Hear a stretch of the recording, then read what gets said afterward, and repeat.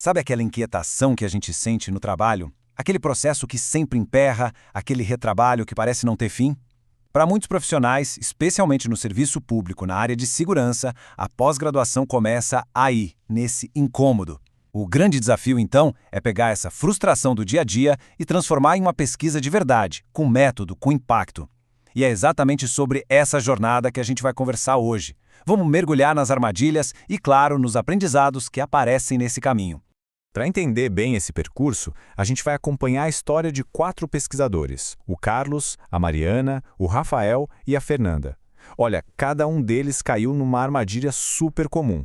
E juntos, nós vamos descobrir como eles conseguiram sair delas, sabe? E saíram mais fortes, com mais maturidade metodológica.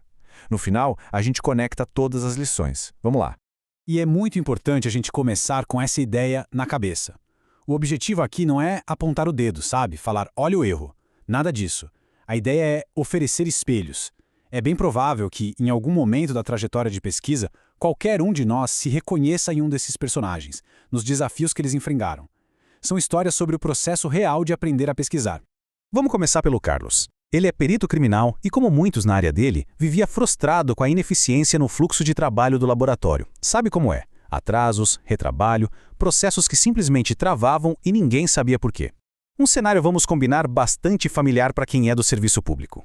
Essa era a sensação que pairava no ar, sabe? A percepção do Carlos e dos colegas era de que tinha uma falha geral no sistema. E na cabeça dele, a solução parecia óbvia. Era só implantar uma nova ferramenta de tecnologia para organizar tudo. Ou seja, ele já tinha a solução pronta antes mesmo de entender o problema a fundo. E aqui a gente chega no ponto de virada. Uma conversa com o orientador dele foi um verdadeiro choque de realidade. O Carlos percebeu que ele estava misturando as coisas, diagnóstico com intervenção. Ele estava tentando receitar um remédio sem nem ter diagnosticado a doença direito. Foi preciso dar um passo para trás e fazer a pergunta fundamental. O que está acontecendo aqui de verdade? Olha, o ponto crucial do caso do Carlos é este. A pesquisa dele só ganhou força e relevância de verdade quando ele deixou de lado a defesa da sua solução e se tornou um investigador do problema. A mentalidade mudou de solucionador para diagnosticador. A lição é muito clara.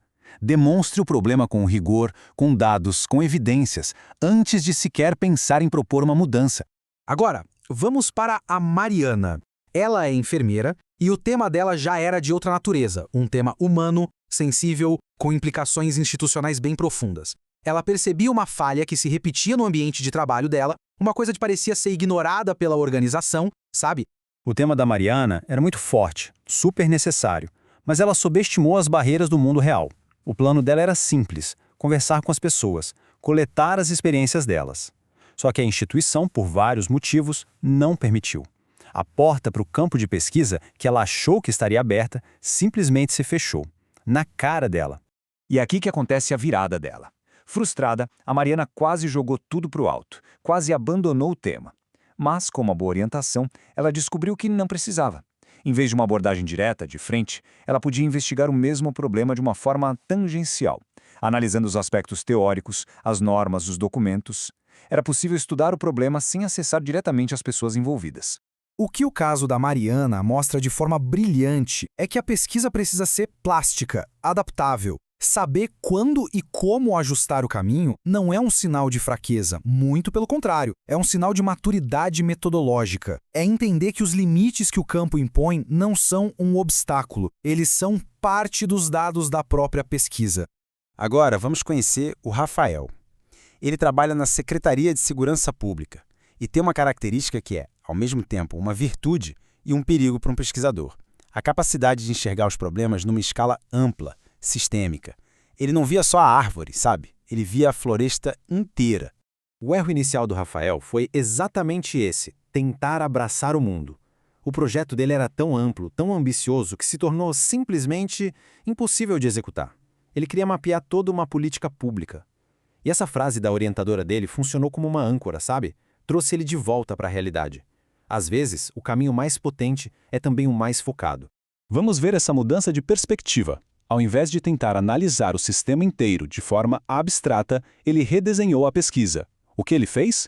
Ele passou a comparar duas aplicações concretas da mesma política. A questão de fundo continuou grande, relevante, mas a forma de investigar se tornou inteligente e, o principal, executável. A lição aqui é muito poderosa. Problemas grandes não exigem necessariamente pesquisas gigantescas. Eles exigem um desenho metodológico inteligente. Aprender a traduzir uma grande inquietação e uma pergunta de pesquisa focada, viável, é um dos maiores saltos de amadurecimento que um pesquisador pode dar. Para fechar, a Fernanda. O caso dela é diferente dos outros. Ela não chegou na pós-graduação buscando um problema. Pelo contrário, ela chegou com uma solução, um projeto profissional que ela liderou, que foi premiado, reconhecido, um sucesso enorme. O desafio da Fernanda era o oposto, percebe? Não era a falta de um tema, mas o excesso de apego à própria experiência bem-sucedida. Ela partiu do princípio que o projeto dela já era, por si só, uma pesquisa pronta e acabada. O risco era exatamente este: confundir uma boa prática profissional com uma boa pesquisa. E o ponto de virada para ela veio com umas perguntas simples, mas que desmontaram tudo, feitas por um novo orientador. Essas perguntas forçaram a Fernanda a se deslocar. Ela teve que sair da posição confortável de gestora, orgulhosa do próprio feito, para assumir a postura de pesquisadora, que analisa criticamente aquela mesma experiência, com acertos, limites e até com as lições que não foram aprendidas. O caso da Fernanda nos ensina que mesmo a experiência profissional mais bem-sucedida precisa de um retrabalho conceitual para virar pesquisa. É preciso adicionar camadas de análise, um problema claro, um método. Resumindo, é preciso transformar a experiência vivida em um objeto de avaliação externa. Bom, agora que a gente conheceu as jornadas de cada um, vamos juntar as peças.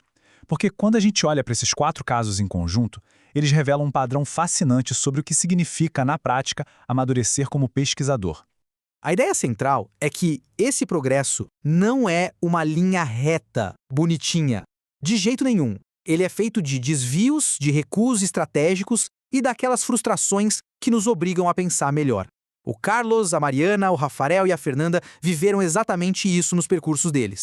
E o que é realmente interessante neste quadro é como ele conecta tudo. A gente vê 4 caminhos diferentes de amadurecimento. O Carlos, que confundia a solução com o diagnóstico, precisou aprender a demonstrar o problema. A Mariana, que encontrou a porta fechada, teve que aprender a se adaptar. O Rafael, com aquele mapa gigante, precisou aprender a focar. E a Fernanda, que via o sucesso dela como um ponto final, teve que aprender a analisar. Cada um deles precisou se deslocar da sua posição inicial para se tornar, de fato, um pesquisador. E a gente encerra com essa provocação. A pesquisa começa a ficar séria não quando se tem todas as respostas, mas quando se abraça o processo de construção, com todas as dúvidas e correções de rota que vêm junto. Então fica a reflexão: em que ponto dessa jornada cada um de nós se encontra?